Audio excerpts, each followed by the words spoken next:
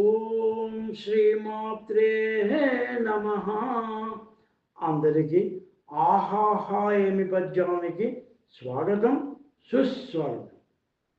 కష్ట సుఖాలు, కలిమిలేములు, చీకటి వెలుగులు, శుభాశుభాలు ఒకదాని వెనుక ఒకటి వస్తాయని, ఇది ప్రకృతి యొక్క నైజ గుణమని వాన కురియడాన్ని ఉదాహరణగా తీసుకుని చెప్పే శ్రీ వేమన గారి అద్భుత పద్యం ఒకటి చూద్దామా?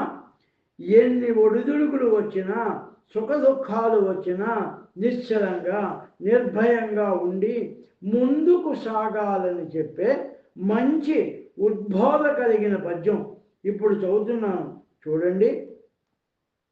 వాన కురియకున్న వచ్చును క్షామంబు, వాన కురిసెనేని వరద పారు, వరద కరువు రెండు వరుసతో ఎలుగుడి, విశ్వదాభిరామ వినురవేమ. ప్రకృతిలో వర్షం కురియకపోతే అనావృష్టి చేత దేశంలో కరువు తాండవిస్తుంది. కరువు కాటకాలు ఏర్పడతాయి. పంటలు లేక చాలా సంక్షోభాలు ఏర్పడతాయి. అదే వర్షాలు విపరీతంగా ఉన్నచో వరదలు వచ్చి ఊళ్లను ముంచివేసి నిలువ నీడ లేకుండా చేస్తుంది. అతివృష్టి ఎన్నో కన్నీళ్లకు కారణమవుతుంది.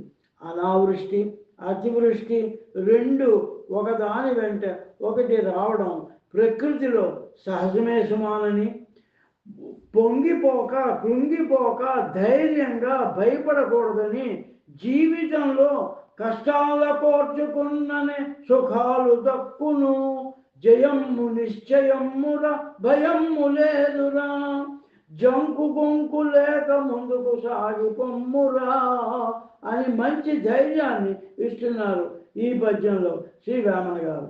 ఈ పద్యం మీకు నచ్చినట్లయితే లైక్ చేయండి, షేర్ చేయండి, సబ్స్క్రైబ్ చేయండి. మళ్ళీ మరో పద్యంలో కలుద్దాం.